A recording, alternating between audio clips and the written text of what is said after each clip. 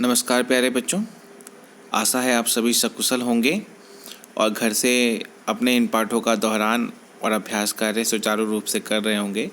तो प्यारे बच्चे, हमने प्रथम पाठ रुचिरा भाग 3 से 8वीं कक्षा का देखा था, जिसका शीर्षक था सुभाषितानि। तो उस पाठ का जो भी भाव था वो हमने विस्तार रूप से ग्रहण किया, उस पाठ का अभ्यास कार्य किया। इसी से संबंधित ऐसे ही भावों को मन में संजोए रखने के लिए संस्कृत प्रस्तुत करता है। संस्कृत पाठ्य पुस्तक से प्रस्तुत है दूसरा पाठ, जिसका शीर्षक है बिलस्य वाणी न कदापि मे श्रुता, जिसका अर्थ है बिल की वाणी मैंने कभी भी नहीं सुनी, या मेरे द्वारा बिल की कभी वाणी सुनी ही नहीं गई। आइए प्रारंभ करते हैं इस पाठ को। इससे पहले कुछ मूल उद्देश्य इस पाठ का और ये पाठ कहाँ से संग्रहित है इसके बारे में कुछ जानकारी यहाँ पर उल्लिखित है, इसे देख लेते हैं। प्रस्तुत पाठ संस्कृत के प्रसिद्ध कथा ग्रंथ पंचतंत्रम के तृतीय तंत्र काकोलुकीयम से संकलित है। जो पंचतंत्र नाम का ग्रंथ है संस्कृत में, जो कि जिसके लेखक विष्णु शर्मा है, उस पंचतंत्र में 5 तंत्र हैं, जिसके तीसरे तंत्र काकोलुकीयम से इस पाठ को लिया गया है। पंचतंत्र के मूल लेखक विष्णु शर्मा है। इसमें 5 खंड हैं जिन्हें तंत्र कहा गया है। इनमें गद्य पद्य यानी कि कहानी और कविता यानी श्लोक रूप में कथाएं दी गई हैं, जिनके पात्र मुख्यतः पशु पक्षी हैं। तो इससे तो ये स्पष्ट हो जाता है ये जो पाठ है पशु पक्षियों से पर ही आधारित है। तो आइए प्रारंभ करते हैं दूसरे पाठ को। बिलस्य वाणी न कदापि मे श्रुतः। सर्वप्रथमं वयम् अस्मिन् पाठस्य उच्चारणम् आदर्शवासी वाचनम रूपेण पश्यामः। तो इसका पहले वाचन करते हैं, तदनन्तरम् अर्थमपि पश्यामः। आगच्छन्तु प्रारम्भं कुर्मः। कस्मिंश्चित् वने खरंखरः नाम सिंहः प्रतिवसति स्म। सः कदाचित् इतस्ततः परिभ्रमन् क्षुधार्तः न किंचिदपि आहारं प्राप्तवान्।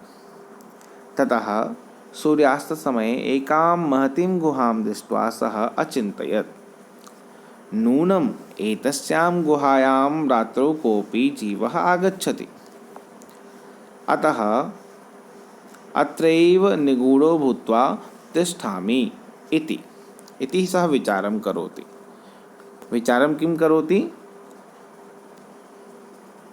आइए हिंदी में इसको देखते हैं। एक वन में खरंखर नाम का एक शेर रहता था। वह एक दिन यहाँ वहाँ भटकता हुआ भूखा प्यासा था। न किंचित आहारम अपि प्राप्तवान। उसने कुछ भी खाया नहीं था, यानी उसे किसी भी प्रकार का आहार प्राप्त नहीं हुआ।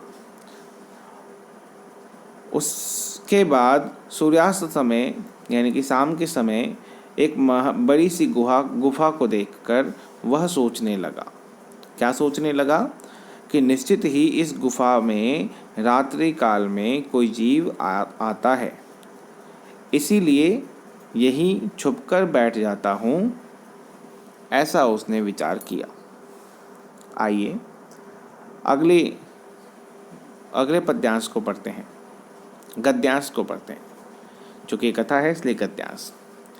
एतस्मिन् अंतरे गुहायाः स्वामी दधिपुच्छः नामकः शृगालः समागच्छत्। स च यावत् पश्यति तावत् सिंहपदपद्धति गुहायां प्रविष्टा दृश्यते, न च बहिरागता।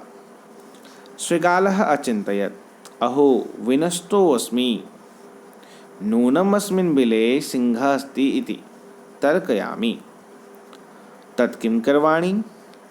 एवं विचिन्त्य दूरस्थः रवं कर्तुम् आरब्धः।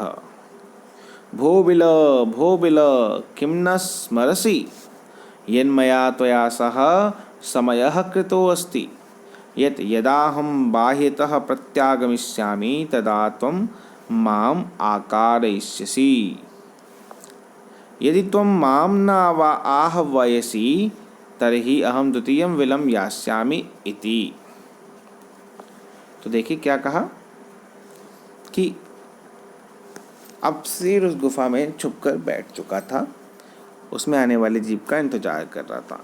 इसी बीच उस गुफा का स्वामी जो वहाँ रहता था, दधिपुच्छ नाम का एक श्रृगाल यानी कि लोमड़ी, जिसे भेड़िया भी कह सकते हैं, लोमड़ी, वह आया और वहाँ आकर वो उसकी नज़र जहाँ तक जा रही थी वहाँ तक शेर के पाँव के निशान उसे गुफा में प्रवेश करते हुए दिखाई दे रहे थे और ये भी दिखाई दे रहा था कि वो गुफा में गए तो हैं, न च बहिरागता, वो बाहर नहीं आए।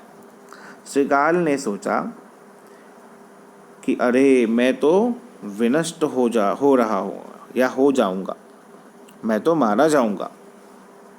इस बिल में निश्चित ही कोई शेर आ गया है, ऐसा मेरा विचार है, ऐसा मुझे लगता है। तो फिर मैं क्या करूं? ऐसा सोचकर श्रृगाल दूर से ही अपनी आवाज़ें लगाना शुरू कर देता है और क्या कहता है, अरे बिल, हे बिल, क्या तुम्हें याद नहीं कि तुमने मेरे साथ प्रण किया था या प्रतिज्ञा ली थी कि जब भी मैं बाहर से वापस आऊँगा तुम मुझे आवाज़ देकर बुलाओगी, परंतु यदि तुम मुझे नहीं बुलाओगी तो मैं किसी और बिल में चला जाऊंगा। ऐसा उस श्रृगाल ने दूर खड़े होकर कहा। अथ एतत् श्रुत्वा सिंहः अचिन्तयत् नूनमेषा गुहा स्वामिनः सदा समाह्वानं करोति परंतु मद्भयात् न किंचित वदति। अब ऐसा सुनकर शेर ने सोचा कि निश्चित ही लगता है ये गुफा अपने स्वामी को सदा बुलाती है, परंतु लगता है मेरे डर से मत भयात न किंचित वदती, कुछ नहीं बोल रही। इसे लगता है कि मैं इसे नुकसान पहुंचाऊंगा, इसलिए मेरे डर से गुफा कुछ भी नहीं बोल रही। अथवा साध्विदम उच्यते, और साथ ही साथ उसने कहा कि सही ही कहा है किसी ने। क्या कहा है?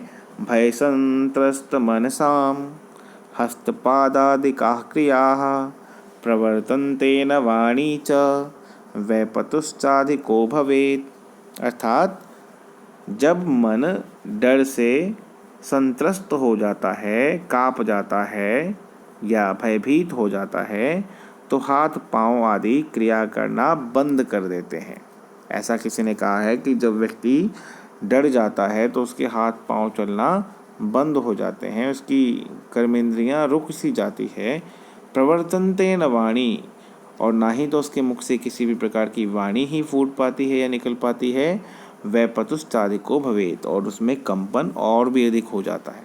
यानी जब कोई व्यक्ति डर जाता है, सहम जाता है तो उसके हाथ, उसके मतलब विचार की शक्ति ही क्षीण हो जाती है।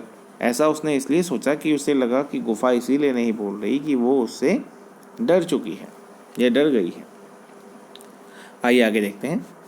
तदहम अस्य आह्वानं करोमि एवं स बिलः प्रविश्य मे भोज्यं भविष्यति। इत्थं विचार्य सिंहः सहसा श्रृगालस्य आह्वानम् अकरोत्। सिंहस्य उच्चगर्जन प्रतिध्वनिना सा गुहा उच्चैः श्रृगालम् आह्वयत्। अनेन अन्यपि पशवः भयभीताः अभवन्। श्रृगालोऽपि ततः दूरं पलायमान इमम् अपठत्। तो अब शेर को लगा कि गुफा शायद उसके डर से कुछ नहीं बोल रही या अपने स्वामी को नहीं बुला रही। ऐसे में वो क्या खाएगा अगर उसका स्वामी, गुफा का स्वामी उस गुफा में नहीं आ पाएगा तो शेर ने सोचा कि चलो आज इसका आवाहन मैं ही कर लेता हूँ। गुफा तो नहीं बोल रही, मैं ही गुफा बन जाता हूँ और मैं ही इस शिकार को बुला लेता हूँ। ऐसा सोचकर कि उसे गुफा बुला रही है, सह बिले प्रविश्य में भोज्यम भविष्यति, वो बिल में प्रवेश करेगा और मेरा भोजन बन जाएगा। ऐसा सोचकर अचानक से श्रृगाल का आवाहन उसने कर दिया। अब शेर ने आवाहन किया, अब उसे नहीं पता था गुफा की आवाज़ कैसी थी, तो उसने जब आवाहन किया, उसे बुलाया, तो सिंह उच्च गर्जन प्रतिध्वनिना सा गुहा उच्चैः श्रृगालम् आह्वयत्। शेर की ऊंची ऊंची दहाड़ से गुफा के अंदर से आवाज़ें आने लगी जो कि उस श्रृगाल को अंदर आने के लिए बुला रही थी। ऐसी आवाज़ में शेर ने उसका आवाहन किया। इससे क्या हुआ, उसकी आवाज़ सुनकर अन्य भी पशवः भयभीताः अभवन्, दूसरे पशु जो थे वो भी डर गए।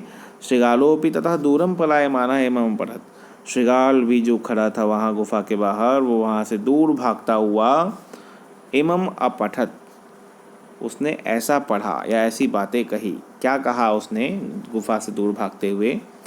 अनागतं यः कुरुते स शोभते, न शोच्यते यो न करोत्यनागतं, वने यत्र संस्थस्य समागता जरा, बिलस्य वाणी न कदापि मे श्रुता। अर्थात श्लोक का अर्थ है कि जो समस्या अनागत हो, यानी कि हमें नहीं पता कि हमारे ऊपर समस्या आने वाली है, यदि ऐसे में कोई व्यक्ति उस समस्या में फंस जाए तो वो फिर भी शोभनीय है, वो शोभा देती है, क्योंकि व्यक्ति को नहीं पता कि आगे उसके लिए समस्या खड़ी हो सकती है और वो उस कार्य को कर लेता है। परंतु स सोच्यते यो न करोत्यनागतम, वह बात सोचनीय है कि जो जानकर भी उस समस्या में फंस जाए, कि किसी व्यक्ति को पता है कि आगे गुफा में उसके प्राण जा सकते हैं प्रवेश करने से, फिर भी वो प्रवेश करे, ये तो सोचनीय विषय है। इसीलिए उसने कहा वने यत्र संसस्ते समागता जला, इस वन में रहते रहते मेरी आयु वृद्धावस्था तक पहुंच गई है, परंतु बिलस्य वाणी न कदापि मे श्रुता, लेकिन फिर भी मैंने आज तक किसी प्रकार की बिल की वाणी नहीं सुनी। ऐसा शृगाल ने इसलिए कहा क्योंकि उसने उस शेर को मूर्ख बनाया। उसने झूठ कहा कि बिल उसका आवाहन करती है, जबकि उसकी अंतिम पंक्ति यही कहती है, इस जंगल में रहते हुए मेरी उम्र बीत गई, मैंने आज तक किसी बिल को किसी का आवाहन करते हुए या बोलते हुए नहीं सुना। तो इस प्रकार से शृगाल, जैसा कि लोमड़ी चालाक होती है, उसने शेर को मूर्ख बनाया और अपने प्राणों की रक्षा की। तो पुनः ये बात सामने आती है कि हम जब समस्या में हो और विचार और विमर्श के साथ या उपाय का चिंतन करके यदि हम कार्य करें तो हम उस समस्या से निश्चित ही निदान पा सकते हैं या मुक्ति पा सकते हैं। तो आइए प्रारंभ करते हैं इस पाठ के अभ्यास को। प्रथम प्रश्न उच्चारणम कुरुता, उच्चारण करेंगे इसका। आइए उच्चारण करते हैं। कस्मिंश्चित् विचिन्त्य साद्वेदं क्षुधार्थ एतच्छ्रुत्वा भयसंत्रस्तमनसां सिंहपदपद्धतिः समाह्वानं प्रतिध्वनिः। तो ये थे प्रथम प्रश्न के उच्चारण। आइए दूसरा प्रश्न देखते हैं। एक पदेन उत्तरम लिखत, एक पद में उत्तर लिखना है। सिंहस्य नाम किम, तो सिंह का नाम क्या था? खरन खरः। शेर का नाम था खरन खरः। गुहायाः स्वामी कः आसीत्, दधिपुच्छः नाम श्रृगालः। यूँ कह सकते हैं दधिपुच्छः, या फिर ये भी कह सकते हैं श्रृगालः। गुफा का स्वामी श्रृगाल था। तीसरा प्रश्न है, सिंह कस्मिन् समये गुहायाः समीपे आगतः। शेर किस समय गुफा के समीप आया? तो सूर्यास्त समय। सूर्यास्त समय, सूर्यास्त लिखेंगे यहाँ पे कस्मिन की जगह और आएगा सूर्यास्त समय, लेकिन हम पूरा लिखेंगे सूर्यास्त समय, यही उत्तर है। चौथा देखिए, हस्तपादादिकाः क्रियाः केषां न प्रवर्तन्ते, किन की हाथ पांव काम करना बंद कर देते हैं? तो कहा भय संत्रस्त मनसाम, ये होगा पूरा एक शब्द, एक पद पूरा। जो डर जाते हैं ऐसे व्यक्ति के हाथ पांव काम करना बंद कर देते हैं। गुहा केन प्रतिध्वनिता, गुफा किसके द्वारा प्रतिध्वनित हुई? तो सिंहेन अथवा गर्जनेन, उच्च गर्जनेन। तो सिंहेन कह सकते हैं अथवा उच्च गर्जनेन भी कह सकते हैं, उच्च गर्जन से। तृतीय प्रश्न देखिए, पूर्ण वाक्येन उत्तरता। पूर्ण वाक्य में उत्तर देने का सीधा नियम एक तो ये है कि प्रश्न के शब्दों को बदलकर उत्तर के शब्द को रखकर उसी वाक्य को दोहराया जाए, और कहीं कहीं आवश्यकता पड़ती है तो उस उत्तर को पूरा भी किया जाए। आइए देखते हैं प्रथम प्रश्न। खरन खरः कुत्र प्रतिवसति स्म। तो प्रश्न है कुत्र, कहाँ रहता था? खरन खर कहाँ रहता था? तो हम देखें पाठ के प्रथम पूर्व में देख लेंगे। कस्मिंश्चित् वने, वन में रहता था खरंखर। तो तीसरा प्रश्न क्या है, कुत्र की जगह उत्तर होगा वने। ठीक, खरंखरः वने प्रतिवसति स्म। महतीं गुहां दृष्ट्वा सिंहः किम अचिंतयत्। बड़ी सी गुफा को देखकर शेर क्या सोचने लगा। तो यहाँ किम को काट देंगे तो पूरा वाक्य होगा महतीं गुहां दृष्ट्वा सिंहः अचिंतयत्, शेर ने सोचा। और क्या सोचा, उसे इन्वर्टेड कोमा में लिखेंगे, यत् रात्रि काले कोऽपि अत्र आगच्छति।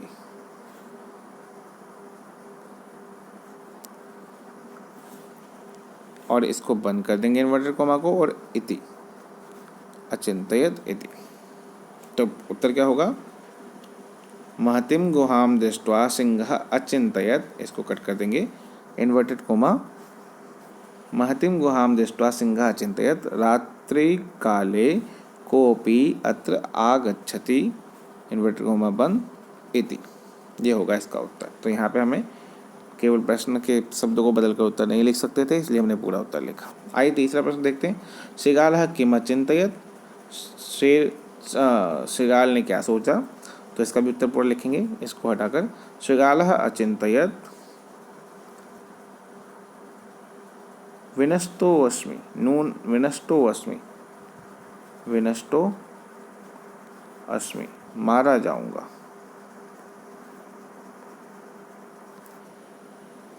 विनष्टोऽस्मि अथवा विनष्टोऽहम्,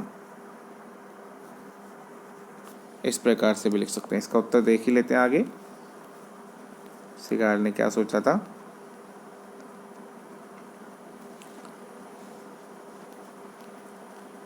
देखिए, अहो विनष्टोऽस्मि, शृगालः अचिंतयत् अहो विनष्टोऽस्मि।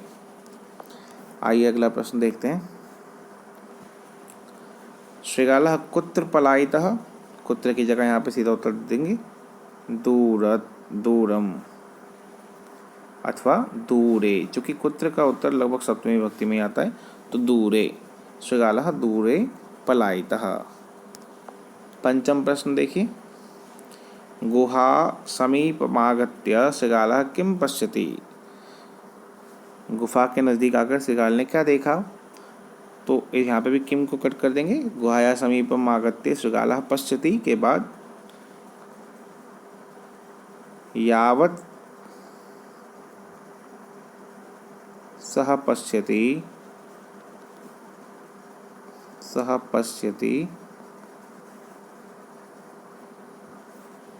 तावत् सिंहपद पद्धति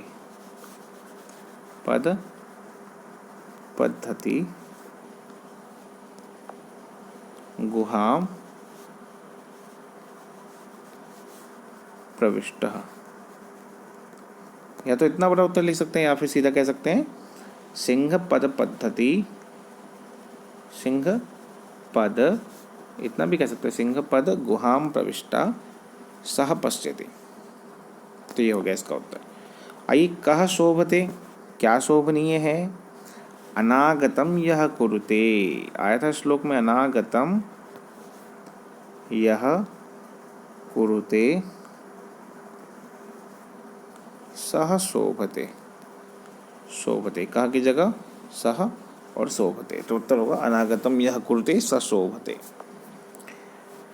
तो आइए चौथा प्रश्न देखते हैं। हालांकि एक वाक्य के प्रश्नों को उत्तर देने में ज़्यादा समय लगता है, अब शीघ्र हम इसके उत्तर करने का प्रयास करेंगे। तो देखिए, रेखांकित पदानि आदित्य प्रश्न निर्माणम कुरुता, रेखांकित जो पद है उसके बदले प्रश्न के शब्द लगाने हैं और उत्तर पूरा करना है। सुधातः सिंह कुत्रापि आहारम न प्राप्तवान, भूखा शेर कहीं भी जिसे आहार नहीं मिला। तो सुधातः की जगह लिखेंगे कीदृशः, सुधातः की जगह कीदृशः, कैसा, शेर कैसा था, भूखा था, सुधातः। दधिपुच्छः नाम शृगालः गुहायाः स्वामी आसीत्, दधिपुच्छः, तो कस्मिन् नामः भी कह सकते हैं, अथवा प्रथमा विभक्ति एक वचन में है तो कः, कः अथवा कस्मिन्, दोनों ही उत्तर सही है। किस नाम का, सॉरी कह अथवा कस्य, कस्य नाम अथवा कह, दोनों ही उत्तर सही है। हालांकि कह लिख दोगे तो ज़्यादा उत्तर सही कह को माना जाएगा। एषा गुहा स्वामिनः सदा आवाहनम करोति, यह गुफा सदा स्वामी की का आवाहन करती है, स्वामी की का। तो कस्य पुल्लिंग का शब्द है, षष्ठी विभक्ति एक वचन का, इसलिए कस्य। भयसंत्रस्त मनसाम हस्तपादादिकाः क्रियाः न प्रवर्तन्ते, हस्तपादादिकाः हाथ पाँव तो के, प्रश्न की जगह होगा के, क्रिया न प्रवर्तन्ते। फिर आगे देखिए पंचम, आवानेन श्रीकालः बिले प्रविश्य सिंहस्य भोज्यम भविष्यति। तो बिले सप्तमी विभक्ति का उत्तर है, तो इसके लिए प्रश्न लगाएंगे सब कुत्र का, कुत्र का उत्तर हमेशा सप्तमी विभक्ति में आता है। तो अंतिम का होगा आवानेन श्रीकालः कुत्र प्रविश्य सिंहस्य भोज्यम भविष्यति। पंचम प्रश्न है घटनाक्रमानुसारम वाक्यानि लिखत, घटनाक्रम में लिखना है। तो देखिए गुहाया स्वामी दधिपुच्छानां श्रीकालः समागच्छत्, श्रीगा एकां महतीं गुहाम् अपश्यत्, परिभ्रमन् सिंहः सुधातः जातः, दूरस्थ श्रीकालः रवं कर्तुम् आरब्धः, सिंहः श्रीकालस्य आवाहनम् अकरोत्, दूरं पलायमानः श्रीकालः श्लोकम् अपठत्, गुहायां कोऽपि अस्ति इति श्रीकालस्य विचारः। तो प्रथम क्या होगा,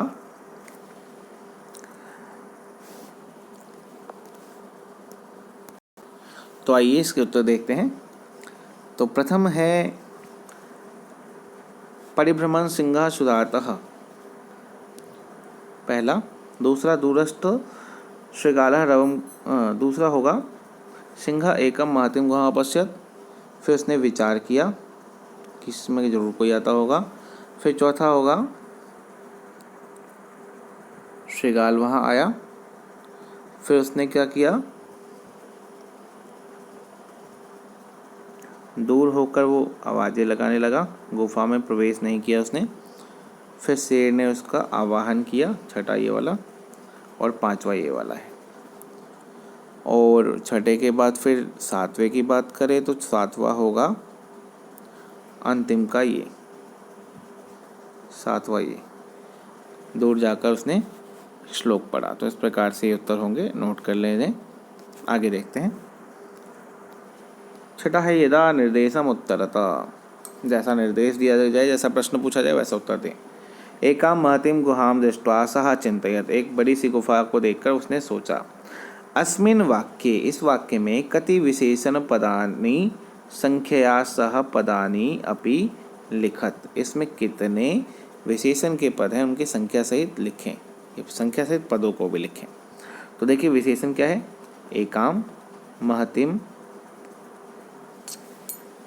तो ये दोनों क्या है, विशेषण है। तो यहाँ पे तो संख्या लिखना है, दो विशेषण और विशेषण के दोनों शब्दों को लिखना है, ये इसका उत्तर देना है। ठीक है।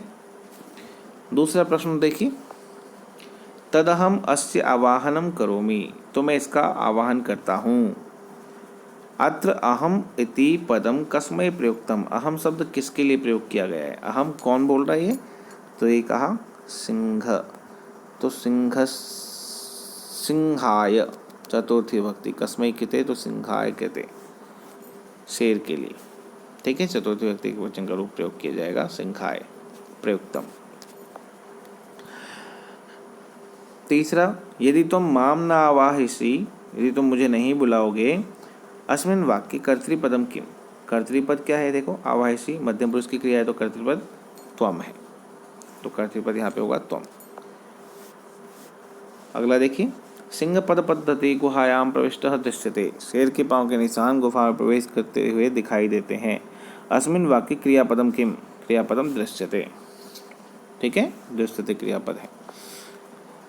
अगला देखिए, वने अत्र संसस्ते समागता जरा, अस्मिन् वाक्य अव्यय पदम किम, अव्यय पदम किम अस्ति वने अत्र, अत्र यहाँ पे जो है अव्यय पद है।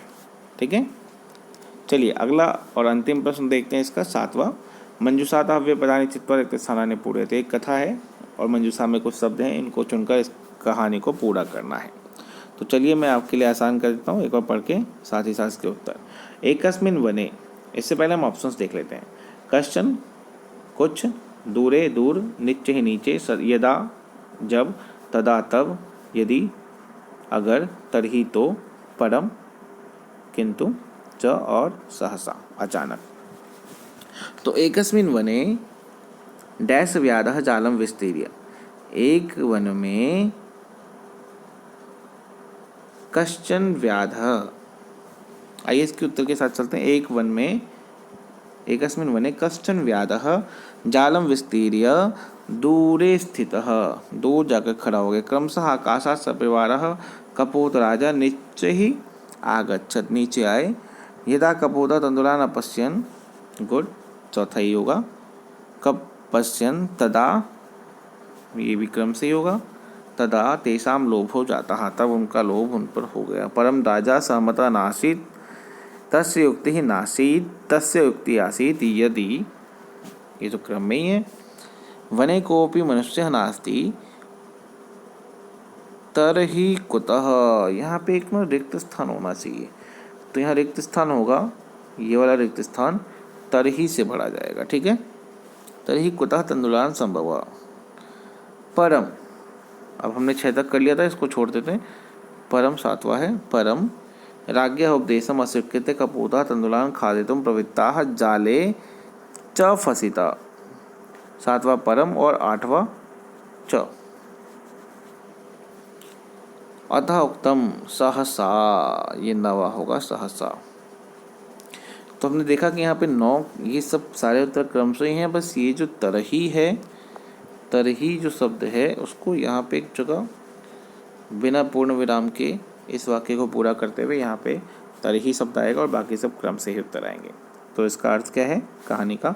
एक वन में एक शिकारी जाल फैलाकर दूर जाकर रुक गया, बैठ गया। क्रम से आकाश में कपोत राज यानी कबूतर अपने परिवार के साथ आए।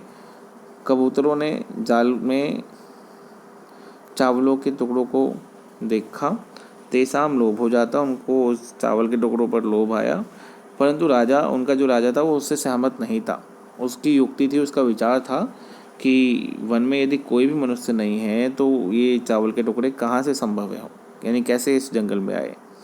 परंतु राजा के उपदेश को अस्वीकार करके सारे के सारे कबूतर उस चावल के टुकड़े को खाने के लिए तैयार हो गए और जाल में जाकर फंस गए। इसीलिए कहा गया है, अतः उक्तम, इसीलिए कहा गया है सहसा विदधीत न क्रियाम, बिना सोचे समझे किसी भी क्रिया को हमें करना नहीं चाहिए। किसी भी क्रिया को करने से पहले सोच विचारना जरूरी है, तभी उसका फल जो है वो सकारात्मक प्राप्त होगा। तो इस प्रकार से इस कहानी को हम पूरा कर लेंगे। योग्यता विस्तार में आप देखिए इस ग्रंथ के बारे में, जो पंचतंत्र की हम बात कर रहे थे उसके बारे में यहाँ कुछ बताया गया है। और व्याकरण के रूप में यहाँ पे अव्यय की परिभाषा दी गई है। अव्यय ऐसे शब्द होते हैं जिन्हें हम अविकारी कहते हैं, जो कभी बदलते नहीं, तो इन्हें आप पढ़ लीजिएगा। और साथ ही यहाँ पे अव्यय के कुछ उदाहरण भी दिए गए हैं, ये सारे अव्यय के उदाहरण हैं, इन्हें आप पढ़ लीजिएगा और इनके अर्थों को भी हम आगे पाठों के साथ देखते रहेंगे। तो आशा है इस पाठ में पढ़ी गई कहानी आप सबको रोचक लगी होगी और पाठ के प्रश्न अभ्यास आप करने में समर्थ होंगे। जहाँ कहीं भी कोई शंका हो तो प्रश्न निश्चित ही पूछें। तो आज के लिए इतना ही, धन्यवाद।